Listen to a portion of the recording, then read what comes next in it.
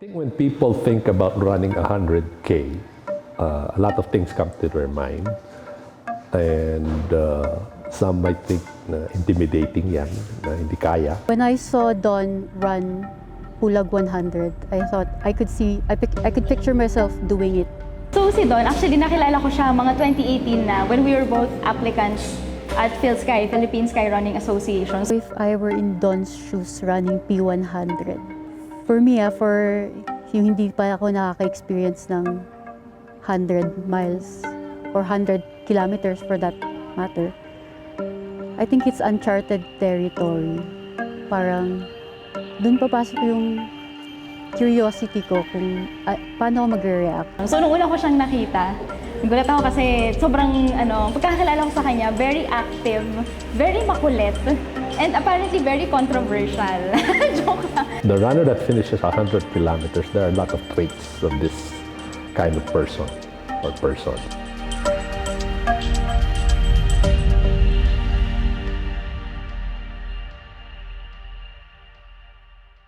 Kasi ito, binabagayan din to ng, sinusundan din siya ng solid. Kasi pag panay solid, panay liquid ka naman, pwede mag-cause ng acidity sa tiyan. So okay na yan. Tapos meron pa akong ibang packet dito. Pwede dito yung phone ko. Yung phone.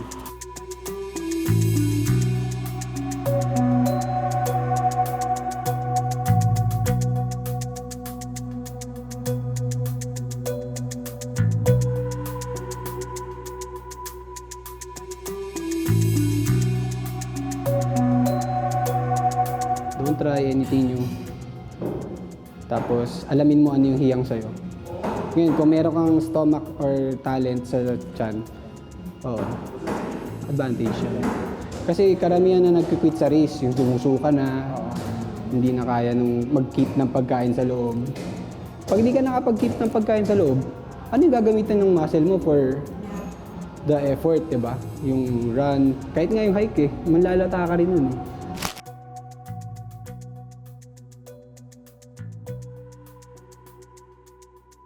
Nung pag-alis ko na dito, nagpa-power hike lang ako, and then yung pumapasok sa isip ko is anytime merong darating sa likod, tapos I need to defend my position. Alright, kilometer 68. We're moving at 8 minutes per kilometer. I had a good reset at the P2 aid station. Changed my socks, my shoes, put on my arm sleeve, replace my headlamp, and stock my gels and my carb mix. Now, I'm the race leader. So, medyo pressure pag ikaw ay nasa harapan. Kasi, anything can happen pa rin . Do not think too far ahead na eto na yung rank ko hanggang finish, kasi it's not over till we reach the finish line, till it's over. So we need to defend our position. Yeah, thank you Lord for the gift of strength. What?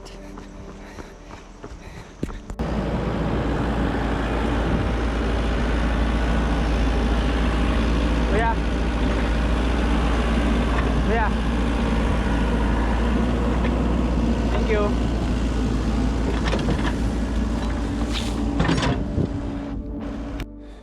Kilometer 72, Luksong barbed wire. Ito siya guys. Ayan, so ano kaya to? May daan ba doon? Wala Shit. Up. Up. Baka mag-ground.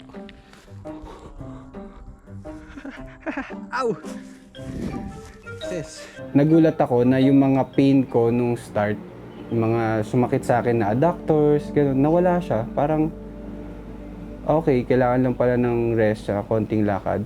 Sabi ko, ang galing naman ng ultra. Yung kaninang nararamdaman mo, nagbabanish. Just basta tuloy-tuloy mo lang, na-ignore siya ng mind.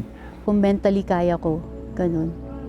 Pero there's always excitement, tsaka you're looking forward to it. That time, focus lang ako sa controllables. Like yung pacing ko, yung pagkain ko, yung breathing, yung paggamit ko ng poles.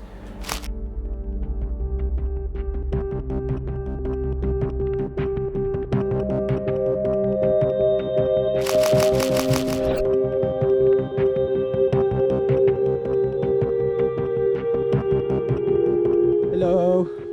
Dito kami sa AS Bundao, A6. Wala pang aid station, tubig lang. Hindi tayo magre-reklamo. Ayun, pagdating doon, nakita ko si Mark na nandun siya nagpo-photographer. Pero walang marshal na nakabantay. Tinawag niya na lang yung tao sa loob ng bahay na may runner na. Kasi hindi nila alam na may paparating na first runner. Although may tubig nang nakalagay, so binuksan ko yung tubig. Marami tayong baon. Kaya may spray kayo?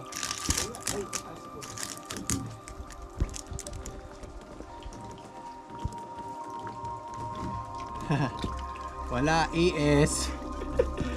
Sheesh. Bet naman ganun. For the meantime, sponsors plug. Charot. Inisip ko talaga mag-load ng calories kasi 700 meters yung climbing na kasunod. Tas ang daming steep na downhill. Pero wala talagang food. Tapos silang nilabas. Paalis na ako. Tsaka nila ako tinawag na kunin yung bib number ko kasi ililista nila. Sabi ko, una na po ako. Ayun, tinry kong maging positive. Niningitian ko lang kasi nangyayari talaga sa race na hindi makapunta agad yung marshals at makapag-set up for some reason. Kaya nakangiti lang ako, sabi ko, Buti na lang marami tayong food. taste na lang muna. Tapos 1 to 1, 2 lang.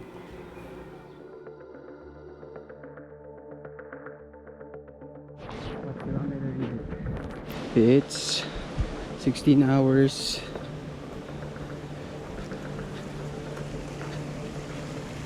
Ah. 82 kilometers at 16 hours. Sheesh.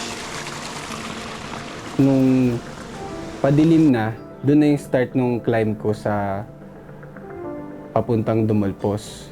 And that's around 5 or 6 kilometers na straight uphill. Ang dulas.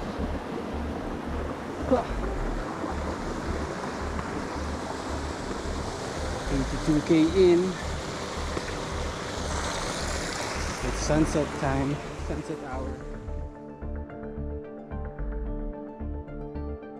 Nung approaching na ako sa Ansip-Sip area, dun sa covered court nila, nakita ko yung lights ng Baguio from afar. Kasi ang layo pa, like maliliit na lights. I'm already at 85 kilometers here at Ansip-Sip, and I can see from afar. I don't know if you can see it from the camera, but you can smell the finish line from here. Baguio is just right there. Sobrang dilim lang, so hindi kita sa GoPro, pero nung kami pupunta, wow, layo pa. Whew. Let's fight.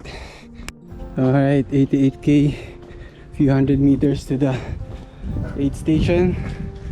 I just passed the the Dumalpos mummies.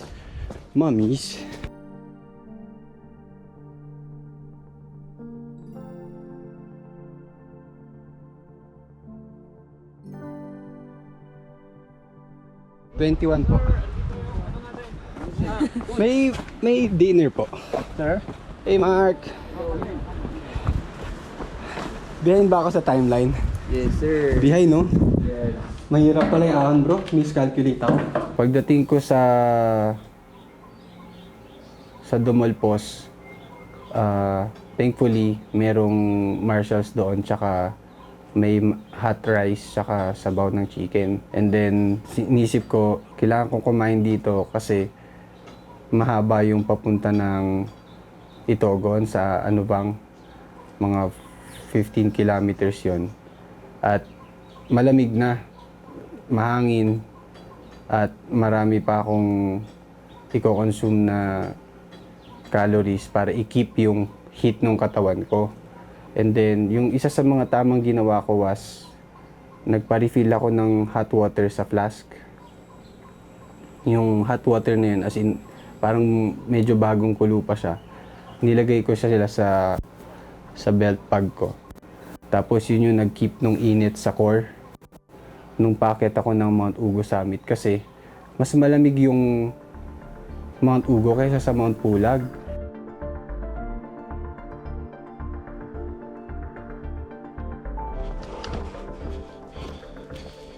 Here at Mount Ugo Summit at 19 hours.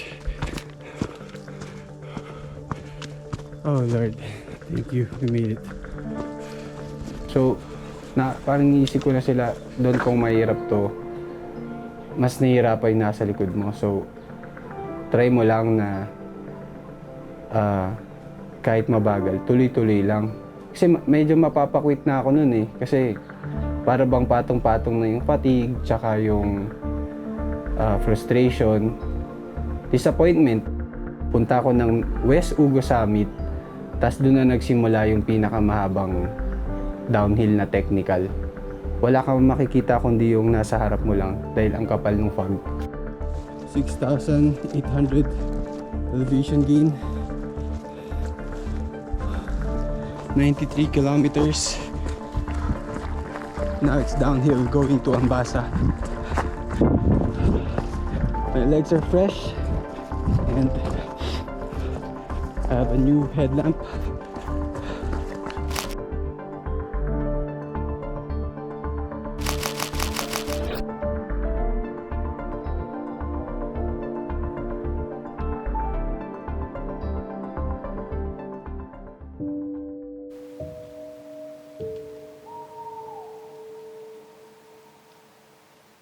Nung nalaman kong wala pa ring pagkain sa Anuvang after 15 kilometers galing sa Dumulpos, lalo ako na demoralize. Na niisip ko nun, para ako napagtitripan na ano to, sabi ko, pangalawang beses na.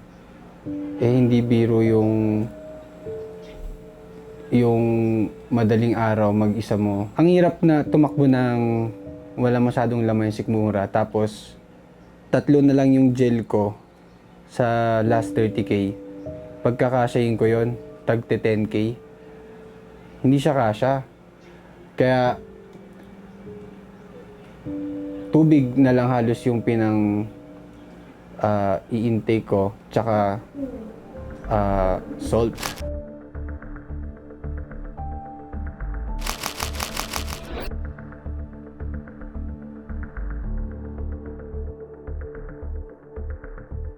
Pagdating ko sa barangay hall ng Tinungdan, sarado pa yung gate. Tapos may marshal. Sabi niya, late sila. Hindi pa sila nagsiset up. Tapos ang nakita ko sa pagbukas siya ng gate, pumasok ako, may thermos. So may lamang kape yun.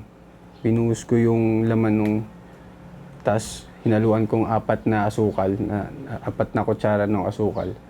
Tapos yun yung tinake ko para magising ako ulit. Tsaka, kasi ano na nun, midnight na, 12 o'clock.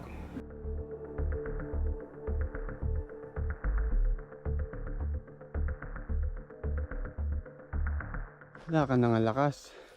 Habulin ka pa ng baka. Hey!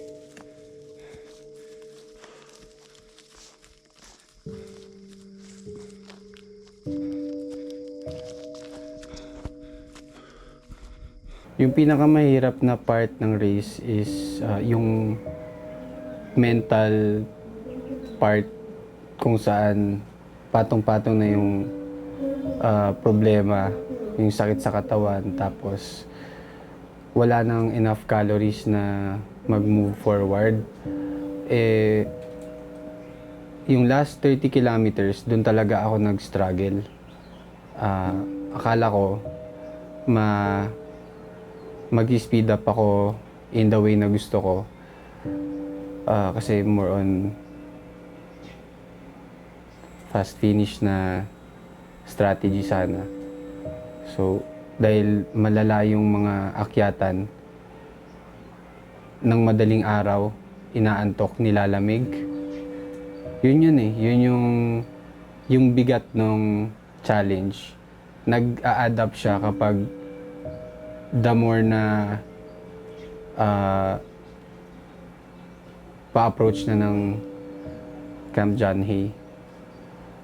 Grabe na to. Bakit na ako ng bidawan? Sobrang gutom na ako. Ay, walang pagkain sa bundaw. Yung ano bang aid station, walang tao, walang tubig, walang nakaset up. Tapos pagdating ng Tinongdan Barangay Hall, ang meron lang yung staple na kape tsaka asukal. Grabe na to.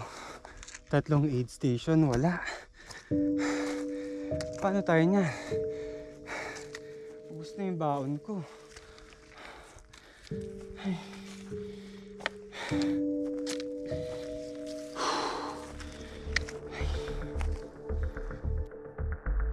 Alright guys, it's 2 a.m. and I'm here at Mount Bidawan Summit Marker. It's sponsored by AMC, Itagonia, and Phil Sky. So, I still have 20 kilometers to go and I'm out of food and water. I need to find a water source soon. Struggle is real.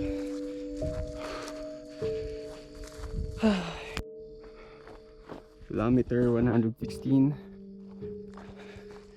Yes, still fighting. Natalisod pa. Sobrang sakit na ng legs ko. Wala na akong nutrition. Saan ba dadaan? Pasok ba doon? What the fuck? Pagdating ko ng Ave Maria, may nakita akong paakyat na tao. Meron siyang pump, parang dami niyang ribbons. Nagkumikinang eh. Wala kayong aid station, 3. Ano bang? Bundaw, Tinongdan. So kung hindi ako luwal doon, parang mahirap siya i-navigate. Pero ang focus ko na lang doon, mabot ng Maligaya para makakain na.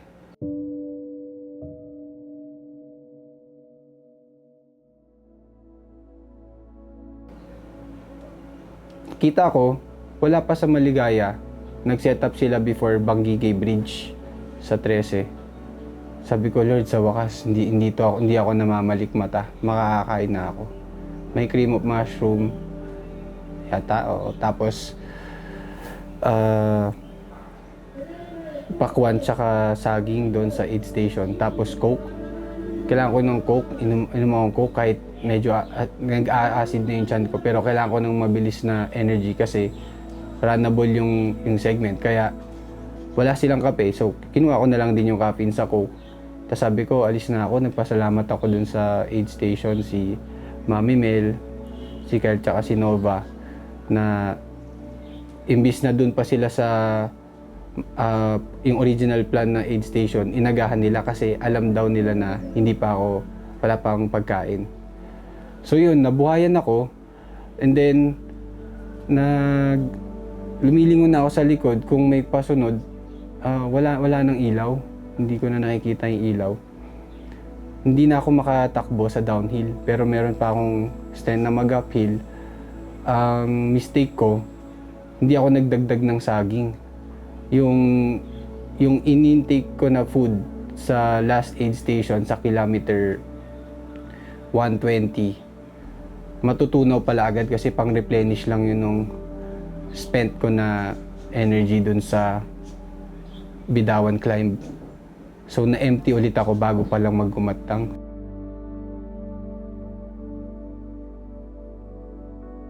Pagdating ko ng Happy Halo Road, doon na ako magulgol. Kasi akong awa na ako sa sarili ko, parang Wala yun bro, wala na. Mamamatay ako dun sa Bidawan. Anong pagkain nila? Kape? Kape asukal? Kinakausap ko na yung sarili ko in third person. Sabi ko, Don, ang galing mo. Tibay mo, pinagdaanan mo yun. Kanina lang nasa Kabayan ka. Ngayon nasa Baguio ka na. Paano mo nagawa yun? Like a love song we remain, like a legend of today, like a bond that never breaks. We are unbreakable. Like a love song we remain, like a legend of today, like a picture in a frame. We are unbreakable. Many nights that we Good morning, knowing Dante. you are secret. Arrived here at Embassy Gate at exactly 6 a.m. Motherfucker, that was tough. Survival, grabe. Tapos, agulgul ako na parang bata na stripped down sa emotion. Sobrang nate ko yung rock bottom sa race na to. Parang di ko in-expect na with all the preparation na ginawa ko, ganun yung max effort na kailangan ko ibigay for the win. An impressive 28 hours and 24 minutes, a Philippine Sky Running Association athlete, Haka Philippines athlete, and the co-founder of Don't Stop Running Community. Please welcome Don Sanaya. Like a love song we remain, like a legend of today, like a bond that never breaks. We are unbreakable. Like a love song we remain, like a legend of today, like a picture in a frame. We are unbreakable. We are unbreakable.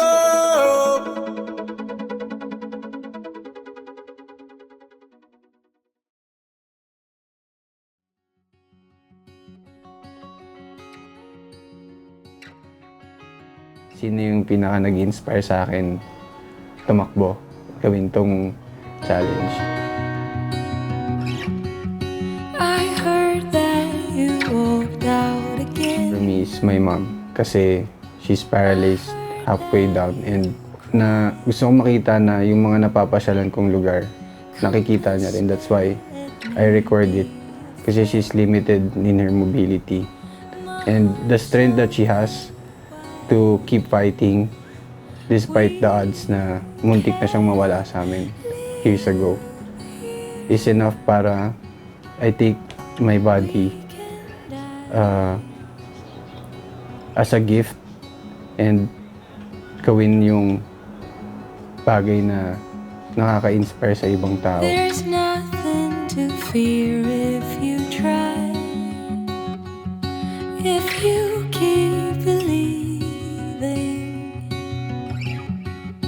like rain falling soft from the sky. My goal for this year is to